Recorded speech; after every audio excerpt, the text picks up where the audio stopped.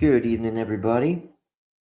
This is Grudo King, and we are getting into issue number 14 in the Unsearchable Riches Notes on Romans, the Superiorities of Grace. This is by George Rogers once again. This is volume 22, issue number 14. This is definitely one of the best articles he has produced. I'm very excited to read it.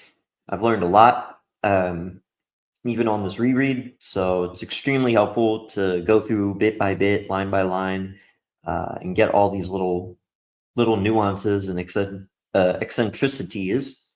And I find that it's easiest for me to learn when I am reading it out like this. So help you, help me, help you, help me, right? Okay, let's press on. The superiorities of grace. Let's actually start by reading the verse, because of course at the end of verse 14 we saw that Adam's a type of him who is about to be. And then Paul presses on, and these are the three verses that are in consideration today, where Paul says, "But not as the offense, thus also the grace. For if by the offense of the one the many died, much rather the grace of God and the gratuity in grace, which is of the one man, Jesus Christ, to the many superabounds. And not as through one act of sinning is the gratuity. For indeed the judgment is out of one into condemnation, yet the grace is out of many offenses into a just award. For if, by the offense of the one, death reigns through the one, much rather those obtaining the superabundance of grace and the gratuity of righteousness shall be reigning in life through the one, Jesus Christ." So a lot to consider here. So let's press on. Which is a type? The somber features of the type were presented in Romans 5, 13, and 14.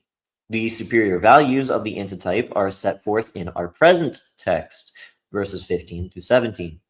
The type was that period of human history during which death reigned over men who could transgress no law, as Adam to Moses. Adam is not said to be a type of Christ, nor is he here contrasted with Christ. If Adam personally were the subject under consideration, some characterization of the man would be presented. He himself is not described. However, his personal name occurs only twice. Once he is mentioned in as one of the termini of a period during which men were without law, from Adam to Moses. And again, when Adam's transgression is mentioned, the subject of the type is the result of a transgression, not the transgressor. In 1 Corinthians 15, verses 45 to 47, where Adam and Christ are personally contrasted, they are both described as to their headship, their constitution, and their origin. As heads, they are the first Adam and the last Adam. As to constitution, one is a living soul and the other a vivifying spirit. As to origin, one is out of the earth, while the other is out of heaven. In Romans, it is not the two men that are contrasted, but the effect of their acts upon the rest of mankind. Types and antitypes are linked to, by the possession of features common to both. Yet, because a shadow cannot be a perfect image, an antitype is usually greater by contrast than the type. Even as Christ personally is in every respect immeasurably superior to Adam, so also the results of Christ's obedience super exceed the results of Adam's disobedience. Thus, while the antitype presents resemblances, it also presents much more evident contrasts. The present era is true to the type. Death still reigns, and the many are unconditionally involved in the disastrous results of the one offense. But Just as unconditionally, God's saving grace has made its advent, and this grace presents a series of striking contrasts to the offense. The scope of verses 15 through 17 is not as wide as all human history. This is important because verse 18 will deal with all human history. All mankind is brought into the forefront in verse 18, not verse 15. Verse 15 through 17 are limited to the present reign of grace from Paul to now. The rival forces of sin and grace and the effects of the operation of these forces during this era are contrasted. The completion of the parallel that's begun in verse 12 is still delayed. It will not be stated in the present text. In verses 18 and 19, the type and antitype are left behind. There, the scope widens and includes all humanity and all history. Some translators, seeing that the full statement of the parallel begun in verse 12 is interrupted and delayed until verse 18, have put everything in verses 13 through 17, into a parentheses. While it is true that these verses describe two parenthetic periods in history, the typical and antitypical, and are limited both as to duration and the numbers affected, it is also true that the forces operating in these periods are destined to operate universally. Further, the statements and arguments of these verses are most necessary to the conclusions based upon them in verses 18 and 19. If you just present verses 18 and 19 to people, and if you're a believer, you've probably done this before, you present Romans 5, 18 and 19, and people look at you like you're stupid, and they're like, what do you mean that Christ is going to justify all mankind? I thought it was only those who accept him. Well, that's why verses 12 through 17 exists, because they prepare you for that fact. And if you're confused as to how verse 12 comes about, well, there's the first 11 verses of Romans 5. As I pointed out in the last video in the series, it is progressive. The argument of verses 13 and 14 served the double purpose of first proving the truth of the one side of the parallel given in verse 12, and second, this proof presented a historic type. Just so, the contrasts of verses 15 to 17 present the antitypical present grace and also serve to prove the other side of the parallel.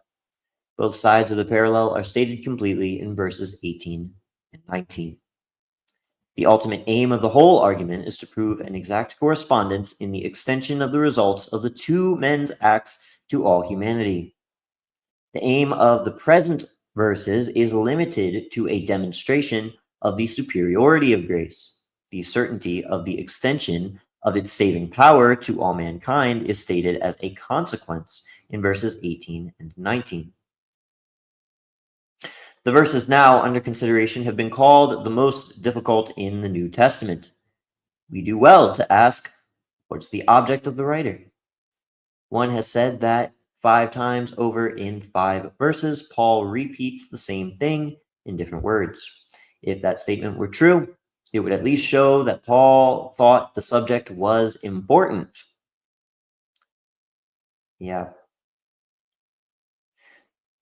He doesn't, but this is an interesting thought. And this logic, not to get too off topic, but this logic is actually presented by Martin Zender in Romans 7, in verses 15 through 20. I don't think it's that he fails to note the distinctions. I mean, he doesn't in his Romans study, like in you saw he did Zender on Romans Volume 1. He's got Volume 2 coming out soon. It's not that he doesn't know that there's a distinction. I think he does. I think it's just easier to consider it all as one whole and just move on. But this idea is presented because Paul gives different waves of lament, and he doesn't really get to the point for a few verses, it feels like, if we're not distinguishing the things that are different. And this is always a funny argument to me, because it's like, well, even if it is this case, as Rogers just said, well, it just means that Paul um, would be stressing the importance of something. But of course, he doesn't. If Paul really did do this, he would be accused of redundant writing. God is a perfect writer. He does not speak redundantly. He doesn't just repeat himself mindlessly without actually having a reason to do so, or without contributing a new piece of information to whatever we're reading. And we're really going to see that in verses 18 and 19. I think, considering the differences between Romans 5:18 and 5:19 are so inherently valuable, because they help the student of the New Testament understand just how exact God's language and verbiage really is. Or even comparing verses 15 through 17 to 18, where, as Rogers again points out, 18 gets into all mankind. Verses 15 through 17 do not. Anyways, another has said that Paul himself was not quite sure of his own thoughts. That's funny. On the contrary, there is no repetition, no superfluous word, but the utmost accuracy of expression, as well as precision and progress of thought. But not as the offense, thus also the grace. There's a reason that he does charisma here. This is the Greek word. The word grace in Greek is charis, and Rogers, we'll get into this. I'm just briefly preparing you. The word grace in Greek is charis, and its element is joy. But this little suffix here, ma, at the end, for English readers, this would read charisma, but no, in Greek it's charisma, and ma there notes the effect of something, the effect of the grace. This is why Rogers said earlier that the effect of Adam and Christ's acts upon the rest of mankind are in view here. But yeah, charisma is not just joy, but joy effect. And then you can see the parallel here. If by the offense of the one the many died, much rather the grace of God, much rather is important, because superabounding contrast the grace of God and the gratuity and grace, which is of the one man, Jesus Christ, to the many superabounds. Not as through one sinning is the gratuity. Indeed, I mean, we're essentially reading the same thing, but you can kind of see the presentation if you want to take a moment and look at this, the presentation of these verses in just a different way. It might help in terms of noting and figuring how the contrast is occurring.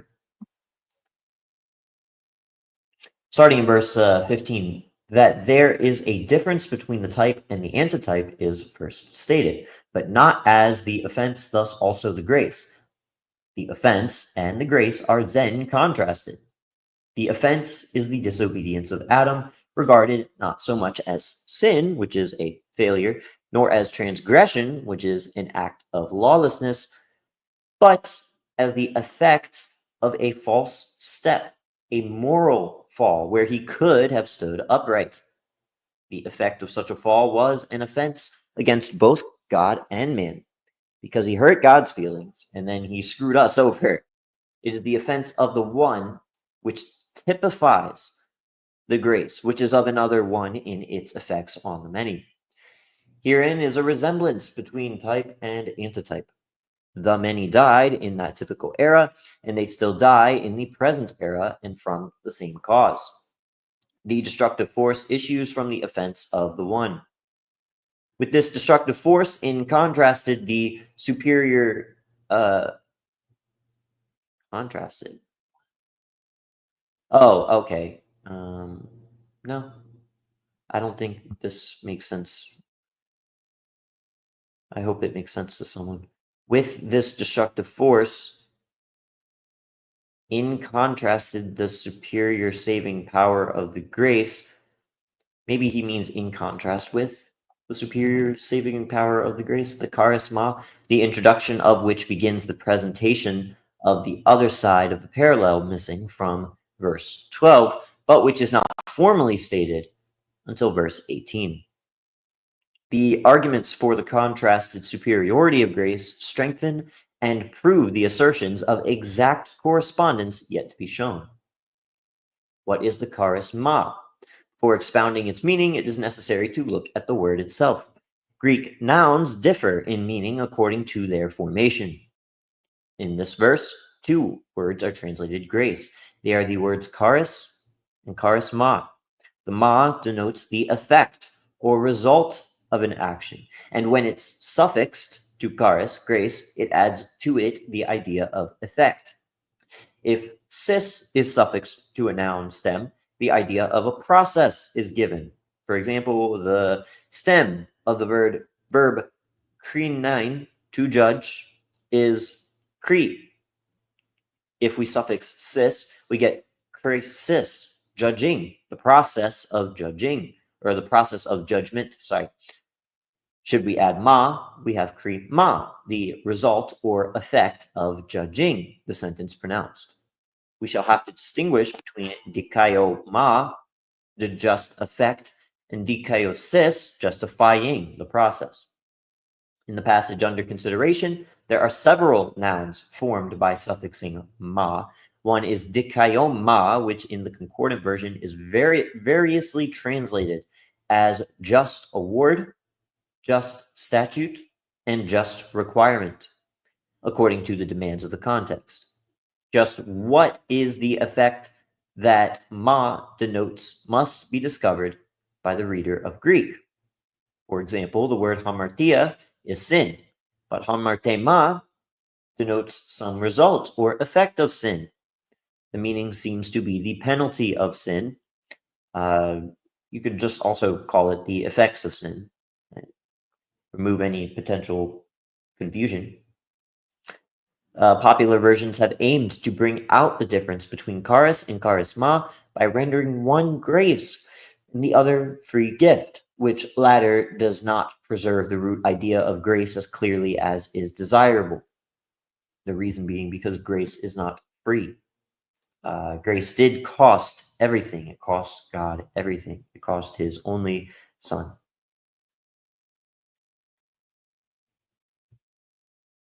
I am not drinking tea today. I'm drinking coffee. I'm not going to lie. I'm half asleep. I had a very busy morning. Not in a bad way. I'm actually glad to have had something to do this weekend. Offense, paraptoma, and grace, charisma, denote effects rather than causes. Paraptoma is a moral lapse that results in offending someone. It provokes some reaction in the offended party. Between man and man, offense provokes resentment. This is the effect of an offense. The offended party is bidden to forgive. Matthew 6:14, 15, and 18:35. The offender should confess his offense. James 5:16. Now, this is true for the circumcision. We're asked to do more than forgive. We're asked ourselves to inflict grace, being ambassadors of peace.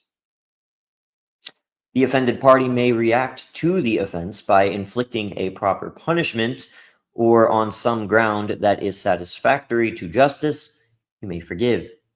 Men are commanded to forgive each other because God has dealt with all offenses of men and will avenge where necessary. In Romans 4:25 and 12:19, he says, "Mine is vengeance, I will repay." God may pardon offenses, refuse to take them into account, or inflict on the offender the punishment that is due, because God is God and he can do what he wants. There is an unpardoned offense. The offense of Adam is perhaps the only one, the full penalty of which will ever be inflicted. In his wisdom, God has given to the race an example of the effect of one moral lapse when it is met by the just resentment it deserves. This terrible exhibition of the just consequences of only one offense is God's revelation to man of the hideous nature of offense. This longest of all sermons is preached to each man of every age and generation. Its aim is to bring home to reluctant hearers the offensiveness and the destructiveness of sin, and the fact of God's sure judgment and condemnation of it. Thank God the sermon will end when the last child of Adam has learned the penal meaning of death. Notice that's one of the heaviest topics of confusion by mankind. And there are some beautiful and brilliant movies on it, but it's often confused. Often confused. When it comes to God's meaning of it, it is ignored at almost all costs. When the just sentence on one unpardoned offense has been executed and the limit of punishment reached, then the demonstration of God's reaction to the one offense will be complete. Its purpose is to make us fellowship God's resentment and hatred of sin. Beyond the extreme of ruin wrought by one man, there is the deliverance wrought by another. The resurrection of the dead is through a man also. 1 Corinthians 15:21. In a little we shall read of many offenses, the many offenses of many men. Every act of disobedience of every man in every generation has the same offensiveness and destructive potency, even though it is not judged and punished as was that of Adam. The sure judgment of these fell on another, who was given up for our offenses. It's important to note this is how it works. You are given the by being joined really with Christ's death. Your judgment is past. It is over. Again, in his case, there was no pardon. Again, the sentence on sin was death. And again, the only salvation came after the full penalty was exhausted. Because of this, offense can now be met by the charisma. As the offense was the effect of Adam's act, so the grace, charisma, is the effect of Christ's act. Both have an effect on God and on man. The effect of the disobedience has been very fully treated by Paul. He now presents the result of the obedience. The charisma is the result to the race of the justifying and conciliating act of God in Christ, by which he is able to treat offenses as he did not treat the offense of Adam. Charisma includes the manifestation of a righteousness of God and of the conciliation of a world of enemies. It is the reign of grace through righteousness. The righteousness of God through the faith of Christ Jesus has been publicly manifested. Romans 3, verses 21 and 22. It is not only on all who are believing, but it is for all. The new subject of chapter 5 is the conciliation of enemies. Romans 5:10. Bit of a review here. It's very helpful. The personal values of God's justifying and reconciling grace to the believer were set forth in the first 11 verses of this chapter. The transition from the personal to the racial values of justification and conciliation is marked by the word therefore at the beginning of verse 12. Every interpreter sees that justification is still under discussion. Few, however, have seen the truth of conciliation anywhere, and fewer have seen it as set forth in its racial application and dispensational aspect. The believer has now obtained the conciliation, is now obtained the peace. It is this grace in which we stand. Now, what results from the fact that God conciliated a world of enemies to himself? Has it enabled him to change his attitude to them so that instead of reckoning to them their offenses, as he reckoned Adam's offense to him, he can meet offense with grace? By the death of his son, God made it possible to lay aside his set-apart indignation against the multitudinous offenses of mankind and publicly declaring the conciliation of the world so that in him, or to that in himself, which must be righteously hostile to offenders, to beseech them to be conciliated to him. The righteous basis of conciliation is an accomplished righteousness made available for all. Romans 4:25 and 1 Corinthians 5:21. The statement that the grace is not as the offense is now proven. The offense is restated in the words, "For if by the offense of the one, the many died." The many are those who died in the period from Adam to Moses. The charisma is explained in the words, "the grace of God," and "the gratuity in grace," which is of the one man, Jesus Christ. It has two aspects, one of which is the saving grace of God that has made its advent to all humanity, that is, the proclamation of the conciliation of the world, and the other is the gratuity in grace. Thus, conciliation and justification are distinguished here and again in verse 17, as they have been all through the chapter. Charisma is a new word in this connection, and it is therefore explained as including both. The charisma will be contrasted with the judgment in the next verse. It is also declared to be into a just award. I love it. In itself, it is not the actual, but the potential salvation of all men.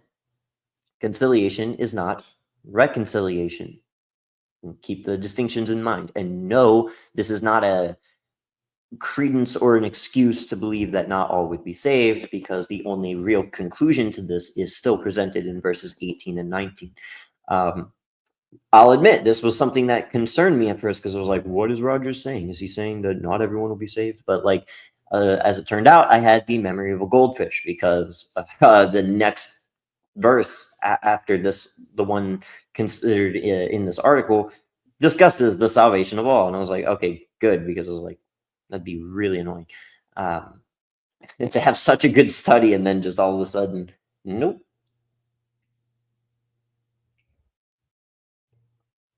Anyways, though no one should obtain the conciliation, it is nonetheless an accomplished fact.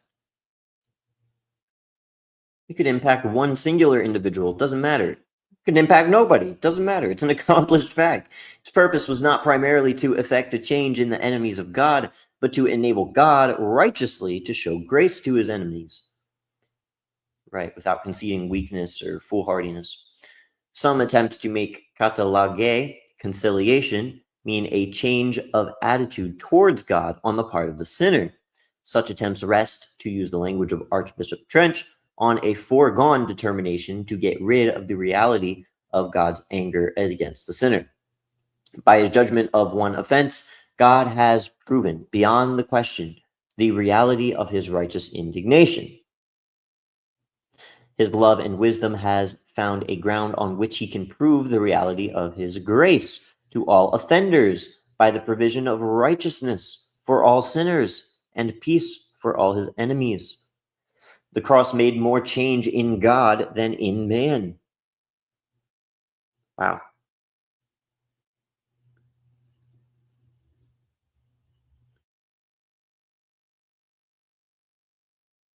I mean, look, don't get me wrong. Like, on a factual level, like, God does not change. So, like on a literal level, you got to disagree. But like, it's also concerning the context. It's not a change in God himself, but a change in God's tactics, the effects. It was his miracle of changing judgment into grace. I'd say not changing judgment into grace, but the verdict of grace is justified. So following righteous judgment up with justification of the unjust, of the irreverent. Its first concern was that his love may be righteous and holy. Two ways of treating offenders are here contrasted. Or if, and much rather, the truth of every contrast depends entirely on the facts that were so conclusively proved in verses 13 and 14. There is nothing so sure as death and taxes. What a quote. But while it is true that by the offense of the one the many died, much rather is it certain that grace now reigns and superabounds to the many. of the one man, Jesus Christ. What other name among men is worthy to put beside that of Adam? Had humanity been eagerly looking for one whose relation to the race and whose influence upon it, for good or bad, was as real as Adam's, for 4 millenniums it looked in vain. In the fullness of time, the second man arrived. What manner of man was he that his name should be placed beside that of Adam? What relation does he sustain to the race? How will he affect it? Will he fail like the first Adam and succumb to the assault of Satan? Or will he be the first man to defeat Satan, the first sinless one who had no cause for penitence? To properly answer such questions is to proclaim the advent of a greater than Adam. By one man, sin entered the world. By the other, grace made its advent and has been enthroned. In his own person, as well as in his deed, the second man proves himself in every way superior to the first. That's why it is a contrast here. His name is the only one that can match Adam's as the head of the race. And moreover, his name, here as elsewhere, stands beside that of God as a conjoint source of grace and peace. Philippians 2:6 tells us that it is not pillaging for Christ to be considered equal with God when in the form of God. This does not concede that Christ is God, it would be completely senseless if you said, I am equal with myself. That's nonsense. But saying that in the form of God or having the outward appearance of God, that Christ would be considered equal to him makes perfect sense, as he is indeed the image of the invisible God. We'll read this in a second. Yeah.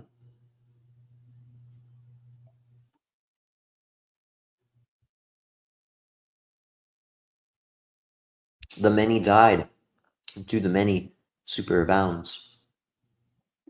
The many is always put in contrast to the one. As the many refers to those of a historical period, so to the many refers to those in the era since grace made its advent. Died, superabounds.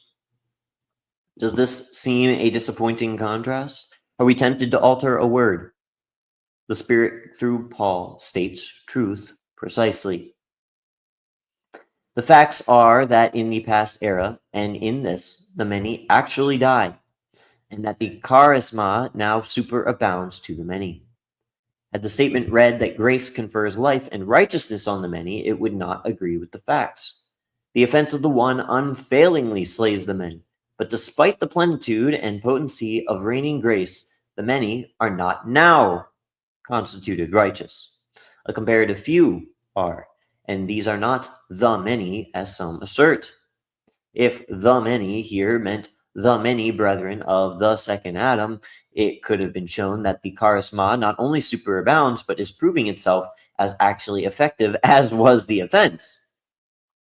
Yeah. If the many means the whole company, which in each case stands related to its respective representative, that is to say, all who died on one side and all who believe on the other, then it means that the charisma superabounds only to as many as are actually saved. Such a conclusion denies that grace has made its advent to all humanity. Titus 2:11. It betrays ignorance of the characteristic truth of the present era, that grace reigns through righteousness. If the many in the second proposition are the saints, then considering the superiority of the causes and the potency of and superabundance of grace, we find the restriction very disappointing. Grace would be less effective than the offense because it superabounds to only an elect few. It is not a fact that conciliation includes the whole world. Is it not a fact that conciliation includes the whole world? And is not this a part of the charisma that superabounds to the many, that is, all who live in the present era? The contrasted companies are the many who died before Moses and the many who are conciliated. 2 Corinthians 5:19 and Romans 11:15. The chief contrast is that of God's treatment of the one offense of Adam with that of his present treatment of a world of enemies. In the one case, offense was taken into account. In the other, offenses are not reckoned. Instead, the offenders are urged to yield to the plea of regnant and suppliant grace. This verse says nothing of actual salvation of the many or even of believers, but proclaims that grace superabounds over all the sin of the many. It provides a gospel which all should hear. The actual result to believers was shown in the former part of this chapter, in verses 1 through 11. Yeah, if he said that if it was this being discussed in verses 15 through 17, then Paul would just be repeating himself because he already told us what this means for us in verses 1 through 11. They have received the superabundance of grace, but this is not the hour for the reconciliation of the many. We are now being shown the secret of the gospel and the sufficiency of its saving forces for the many. Grace superabounds. Unity of justifying and conciliating grace is indicated in charisma and in the singular number of the verb superabounds. We should not, therefore, put two against one, God and Christ against Adam. The much rathers fix attention on the high degree in which salvation exceeds sin. It is much more than recovery from sin and death and restoration to former innocence and favor. Not only is the potency of the offense matched by the potency of grace, but the strongest superlatives in the Greek language are used, some of which Paul found it necessary to coin to express the immeasurable excess of grace. Yeah, if we were going backwards, that would be pretty bummer.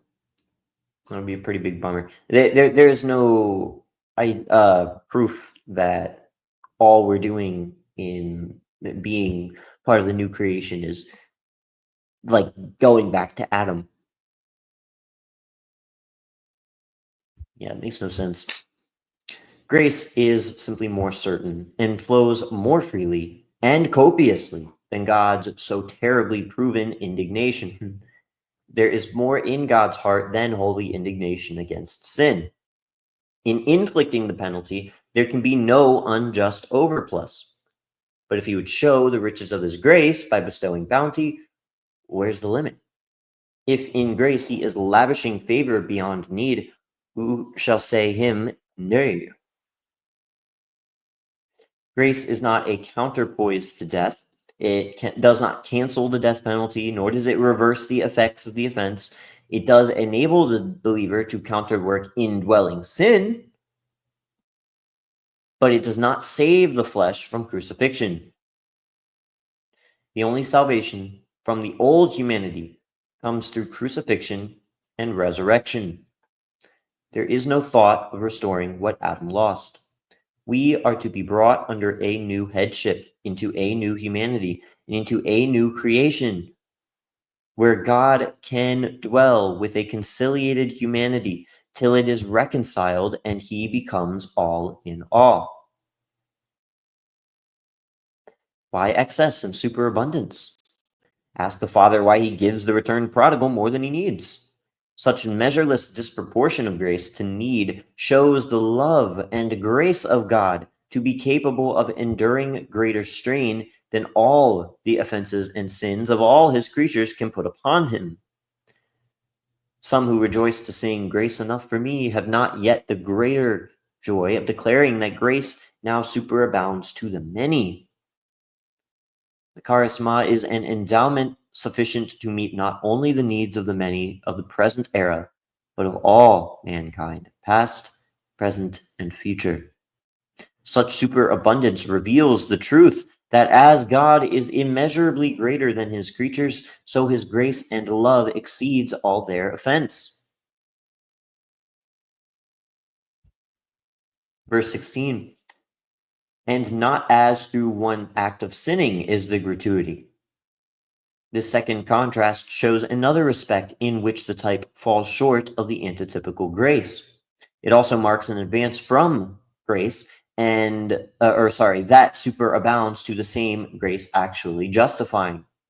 What actually came to men through the sinning of one is contrasted with the actual results of grace, or the gratuity. In order to understand this word gratuity, we must remember what was said of nouns formed with ma. All 6 nouns in this verse must be examined. Dorema, gratuity; krima, judgment; katakrima, condemnation; charisma, grace; paraptoma, offense; and dikaioma, just award, are formed with ma, which indicates the effect or result of an action. Why did Paul choose words of different formation as dorea and dorema, dikaioma, dikaiosis, and dikaiosune, if not to convey different ideas? His use of differing terms is not accidental, but purposeful and intentional, and it succeeds in presenting truth accurately. The gratuity, dorea, which is of the one man, verse 15, and the gratuity, dorea, of righteousness, verse 17, are not exactly the same as the gratuity, dorema, which we are now considering. There's verse 16 changes. This word occurs only once again, where all good giving, dosis, is followed by every perfect gratuity, dorema, that is, every boon or gift bestowed, in James 1:17.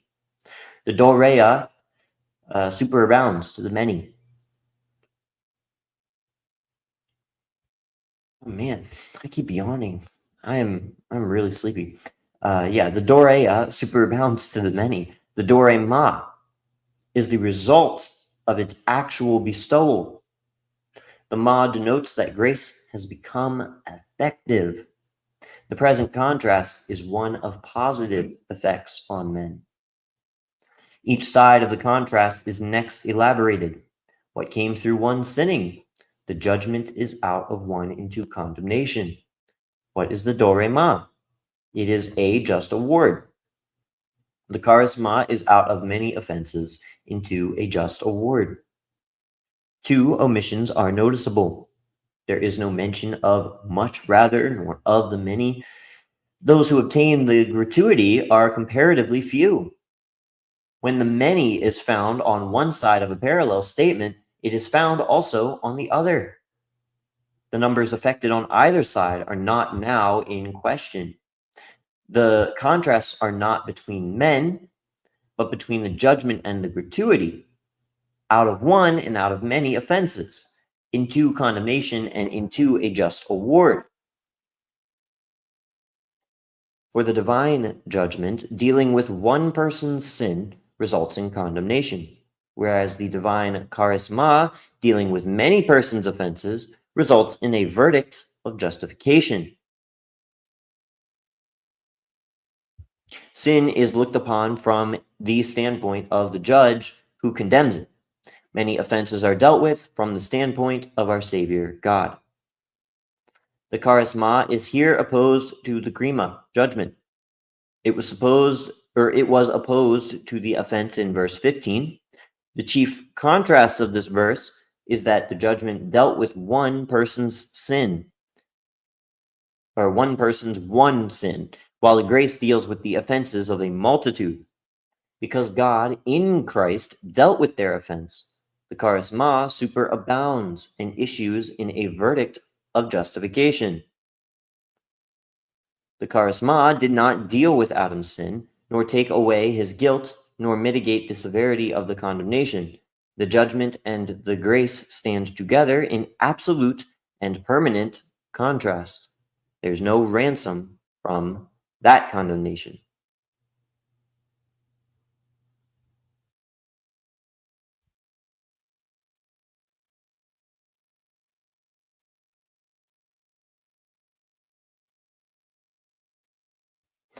Man, I don't know if I've ever been this sleepy going into a stream here. This is Definitely a heavy, heavy nap that I'm rearing to take in a minute. My goodness. The just deserving of one's sin measures the breadth and length of the condemnation. The potency of the destructive force is that which issues from only one sin. The forces are contrasted by the number of offenses from which they take their rise. God's compassion and grace saw an occasioning cause and opportunity in the many offenses of the multitude, as his justice found its occasion in one's sin. He took up all these offenses with the sinless one and dealt with them in his death, and thus provided the charisma.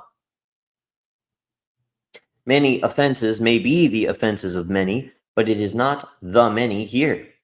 The number is indefinite. Because grace is superabundant, it can deal with many offenses. Out of one into is an expansion outward to the numbers condemned, who are later said to be all men. While out of many offenses gathers up a vast number of offenses into one just award.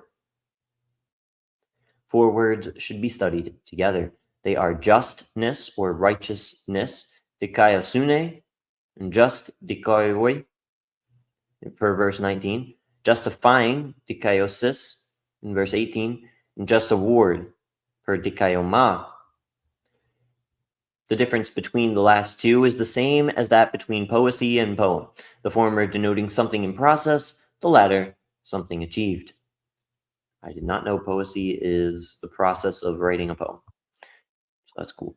The dikaioma bears to dikaiosis the relation of the result of an act to an act in process. Its sense is determined by its antithesis to katakrima. One was a condemnatory sentence, the other is a justifying sentence or award. Dikaiosune, righteousness, is the quality of one who is just. The gratuity is the award of justification which abounds to sinners by the grace. In putting condemnation and just award in opposition, Paul contrasts the final results to men of judgment and of grace. Wow.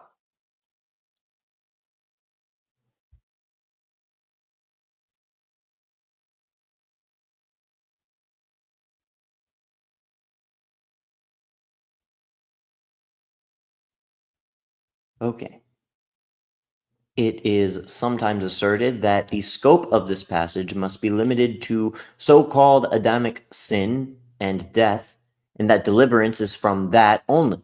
That what the second man does is to ransom the race from Adamic death, to restore it to Adamic perfection, and to give all opportunity to learn the truth and win salvation.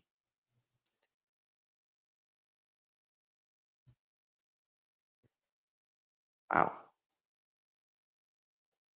Now, this is an important twisting of the passage. The goal is, or the idea is that at the end you win justification. So they take the figure that Paul does with the race and they implant it to salvation, and they make it a matter of justification being your victory in judgment, as opposed to the gift at the beginning of your relationship with God. But is the gratuity said to be justification from the just consequences of the one offense? Would any who were justified from Adamic sin die? Does justification eradicate inherited depravity?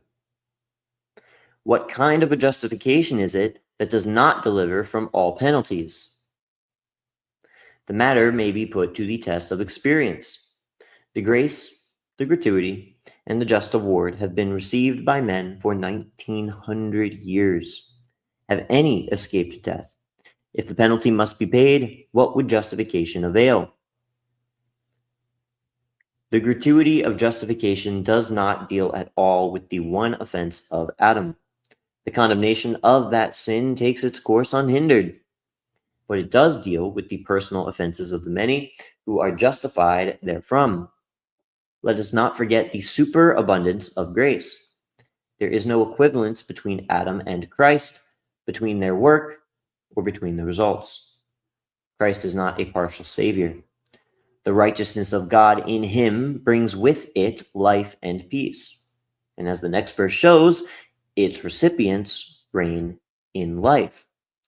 Grace is reigning through righteousness into Aeonian life. Getting into verse 17. Romans 5:17 is one of my favorites. The first word for, gar is the word in Greek, indicates a logical relation between this verse and the two preceding ones. The two parallel facts of verse 16 are: 1, the judgment is out of one into condemnation, and 2, the grace is out of many offenses into a just award. The truth of the first of these statements was proven in verses 13 and 14, and the object of verse 17 is to demonstrate the truth of the second. The demonstration harmonizes with the statements in the first 11 verses of this chapter, and at the same time confirms, gathers up, and carries to a glorious climax the results reached in verses 15 and 16. For not only does it speak of those who obtain the conciliation, the gift of righteousness, and the expectation of glory, which were the themes in verses 2, 9, 10, and 11, but it contrasts this standing in grace and its expectation of glory with condemnation and the reign of death. Starting with the proven fact that by the offense of the one, the death reigns through the one, from it he argues the more certain reality of the other fact, that those obtaining the superabundance of grace and the gratuity of righteousness shall be reigning in life through the one, Jesus Christ. In the first proposition of this verse, he combines and reproduces the first propositions of verses 15 and 16. Thus, for if by the offense of the one combines the offenses of the one from verse 15 and out of one in verse 16. If the second proposition he reproduces the second, in the second proposition, he reproduces the second proposition of verses 15 and 16 as thus: the superabundance of grace reproduces the grace of God superabounds, per verse 15, and those obtaining the gratuity of righteousness gathers up the gratuity in grace and the dorema, which is a just award, per verse 16. Thus, the dorema is the gift of righteousness as obtained or as actually pronounced. The argument of verse 17 then is this: for if from such a comparatively weak cause as the one offense of the one man, and from the judgment sentence that issues from the sin of only one, the many died under a condemnation by which death reigns, much rather may we expect that the more powerful cause of superabounding grace and divine righteousness shall produce results to the recipients, the glory of which shall transcend by far the direst consequences of sin. There is a contrast not only between the weakness and strength of the causes, but between effects as different as death and life, and as slavery and kingship. This then shows the logical relation of this verse to the preceding ones, and the relation of the grace and the gratuity to the expectation of the glory. The antithesis of this verse are: for if and much rather. The offense and the superabundance of grace and the gratuity of righteousness. Death reigns, and those obtaining shall be reigning in life through the one and through the one Jesus Christ. These are all the antitheses. Again, the apostle does not mention the many, because those who obtain are not as numerous as those to whom grace superabounds. Not how many obtain, but what effect the grace has on those who obtain is the point to be shown here. The grace of God was in verses 2 and 15, as here also distinguished from the gratuity of righteousness. We saw it was the conciliation, God's precious attitude of peace to a hostile world. It superabounds over all the offenses of the many. Here it is obtained by some. They are the ones mentioned in verse 11. The gratuity is that of verse 15, but is now defined as the gratuity of righteousness because the gift has been bestowed and consists of righteousness to those who obtain it. Here, as in verse 15, the grace and the gratuity together are put in contrast with the offense. Offenders need righteousness as well as peace.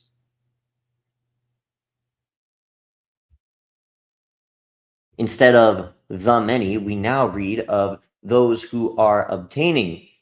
It is not those who actively accept, but those who are simply recipients, as we obtained grace and apostleship per Romans 1:5, and we obtained the conciliation per Romans 5:11. It is not spiritual attainment. Attainment and obtainment are poles asunder. Mainly in this current world that we live in, where you can't really distinguish stuff like that. Or you can't really say something like attain without,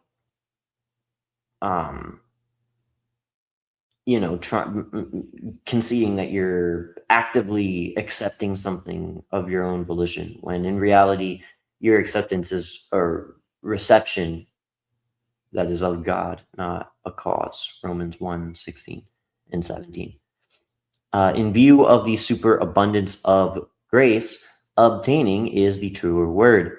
It is a modest word, humble, supplicating, and it puts us where we must stand, in debt to God. In every great hour of the soul before God, attain is of no use to us. Attain is full of stress and pressure and hurry and final breakdown. It claims too much from man, for it sets man a task which is really beyond him. There is a repose in obtain, a quietness and an efficiency which suits the gift of God. Every term in the text points to God's gifts of righteousness and peace and life as something just as objective and external to men as is the sunshine. The passivity of the recipients on either side of the parallel is emphasized by the statement that the reign of death is through the one, and that the reign in life is through the one, Jesus Christ. An active appropriation by individuals must not be reckoned as one of the causes upon which greater certainty is established. One, Jesus Christ, is opposed to Adam. Divine judgment and grace flow through these two. Christ is the sole agent and instrument of God's saving activity. He alone honored God, while Adam dishonored him. God has honored him and made him the depository of all good things. In him is all the sufficiency of God, the completeness of his salvation. His salvation is capitalized, of course.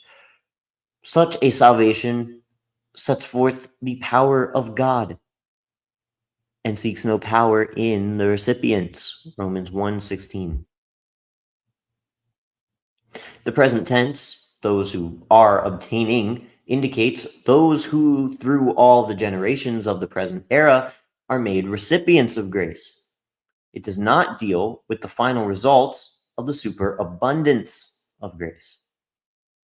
Partialists are at home in the three verses we have been considering, but when they seek to impose the limitations of the present antitypical era on the universal statements of verses 18 and 19, they show themselves workmen that have need to be ashamed. There is no promise to any others than those who receive is a true statement of what is found in this verse. No honest interpreter would claim more. The statements we have studied are in agreement with the observable facts that the majority of those who hear of superabounding grace are spurning it. Honest exposition will not confuse the limited scope and results of the present era with what is plainly unlimited and universal. It's hard to come by these days. If the truth of the present text is accepted only because it agrees with what is observable, where is faith?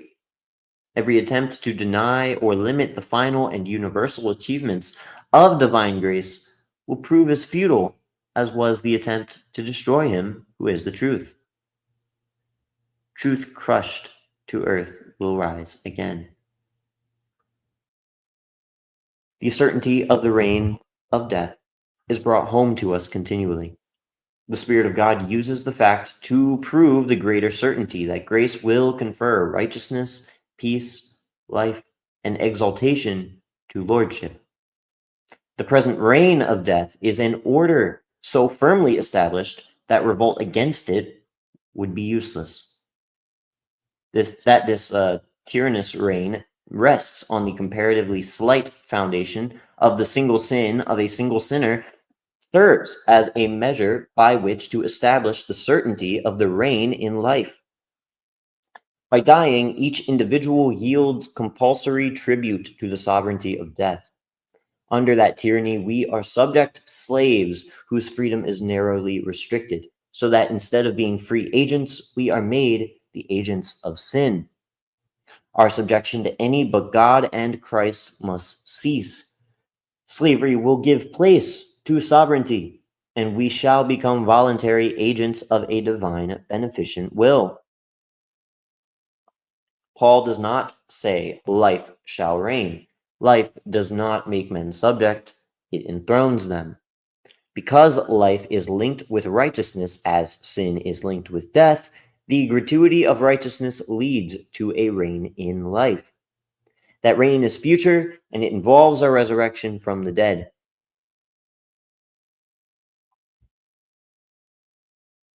Yep. Yep. This is the first verse to really tell you that you're going to be reigning for the eons. It doesn't tell you where. That's going to be dealt with in Ephesians.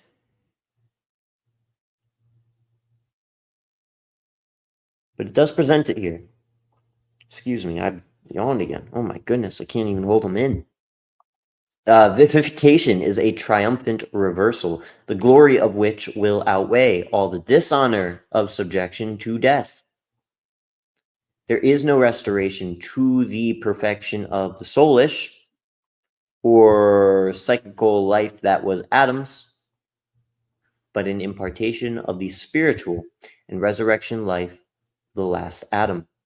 We do not want a return of the comparative vigor and vitality of our youth. We are anticipating the life immortal and incorruptible in which the taint of sin has vanished, and all our faculties will be raised to a perfection such as Adam could not know. It is the glorious life to which the second man is bringing his new humanity. The promised glory passes thought or knowledge.